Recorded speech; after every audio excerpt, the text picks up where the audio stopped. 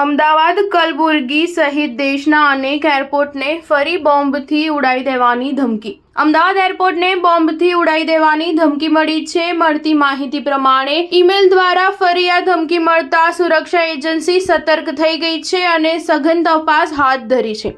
Airport પરથી કોઈ વાંધાજનક વસ્તુઓ ન મળી હોવાનું સામે આવ્યું છે. કર્ણાટકના કલબુર્ગી એરપોર્ટને બોમ્બથી ઉડાવી દેવાની ધમકી મળી છે. આ ધમકી પણ ઈમેલ દ્વારા મોકલવામાં આવી છે. આ ઘટનાની જાણ એરપોર્ટ ડિરેક્ટરે સ્થાનિક પોલીસને કરી. ત્યારબાદ પોલીસ અને બોમ્બ સ્ક્વોડ એરપોર્ટ પર પહોંચી ગયા છે અને એરપોર્ટને સેનિટાઈઝ કરવામાં આવી રહ્યું છે. મહત્વનું છે કે આ પહેલા રવિવારે દિલ્હી એરપોર્ટ પર બોમ્બ ધમકીનો મેલ મોકલવા બદલ એક 13 વર્ષના છોકરાની અટકાયત કરવામાં આવી હતી. આ અંગે પોલીસના ડેપ્યુટી કમિશનર ઉષા રંગનાનીએ જણાવ્યું કે બાળકે મનોરંજન માટે આ ઈમેલ મોકલ્યો હતો.